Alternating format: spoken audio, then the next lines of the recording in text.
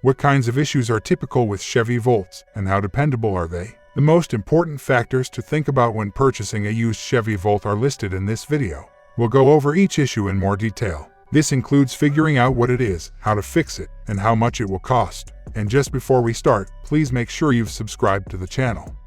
Issue with lithium-ion battery. You will notice the car shifting to gas if your engine light comes on while you are driving on electricity, and the scanner will display codes like PE, P1E, and a number of U codes. This issue is a clear indication that your Chevy Volts battery energy control module needs to be replaced. Even after the general warranty has run out, you can still get the battery replaced under warranty if yours is still in effect. If your battery's warranty has expired, you will be responsible for the costs. The price of replacing a BECM is approximately $500. While the diagnosis may cost as much as $150, the part is about $350. Order this part as soon as the problem is identified because it is frequently out of stock.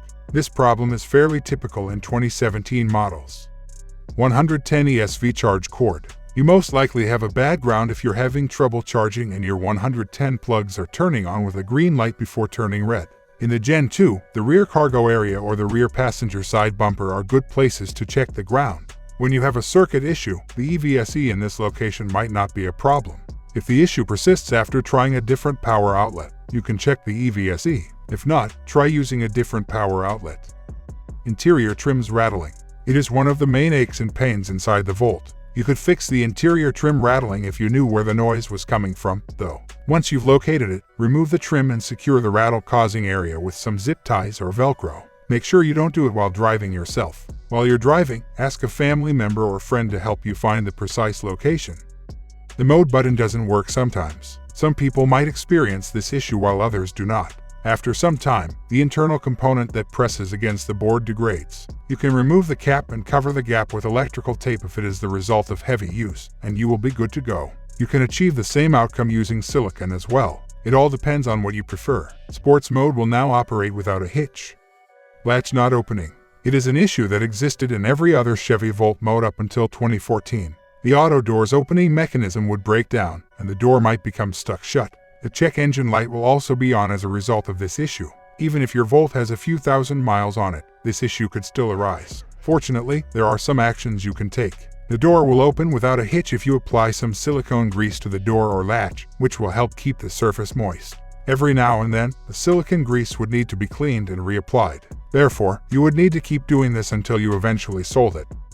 Windows fog up in winter. There is a defogger available now that works. However, since most owners want the greatest possible range, the defogger option feels heavy because it will reduce efficiency, and after repeated use, your range will significantly decrease. As soon as you turn off the defogger, the windows will start to become foggy. Although some products on the market make this claim, we don't recommend using them because they don't work that well. They will make it harder to clean the residue that sticks to the window and will decrease overall visibility at night. The best course of action is to avoid defogging products. The secret is to routinely clean the windows both inside and out. They will observe a sizable decrease in the fogging issue with extremely clean glass. The other trick is to slightly open the windows to let in some fresh air. The difference in temperature between outside and inside causes the fogging. Coolant bypass valve. A common error code for the check engine light is P26A8. The replacement coolant bypass valve will run you about $350. Around 80k miles or so, these bypass valves ascend to heaven. Bring a scanner tool to look for any codes if you plan to purchase a used Chevy Volt there. Hesitation while accelerating. Forums have been used frequently to discuss this problem because there isn't a workable solution in sight. Research has identified a number of instances where the transmission fluid was almost completely empty. It is best to check the transmission fluid level because there may have been a leak somewhere that is the root of this issue. The manual is the only way to check the level because there isn't a dipstick available. You can check to see if you still have the issue after topping off the fluid. If the issue continues, it will be one of those things that is just there with no apparent issue.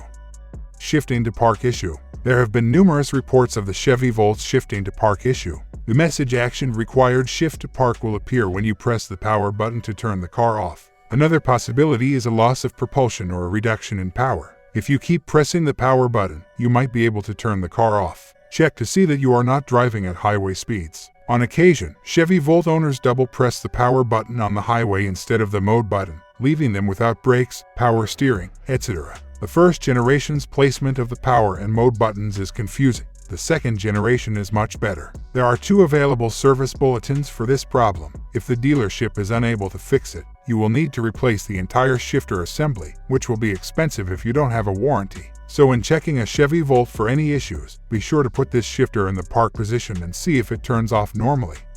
Steering gear problem. Vehicles produced in April 2014 were included in this recall. According to reports, the tie rod was not properly tightened, potentially leading to an accident by allowing the tie rod to separate from the steering gear. You can imagine what might follow if there is a complete loss of steering as a result of this issue.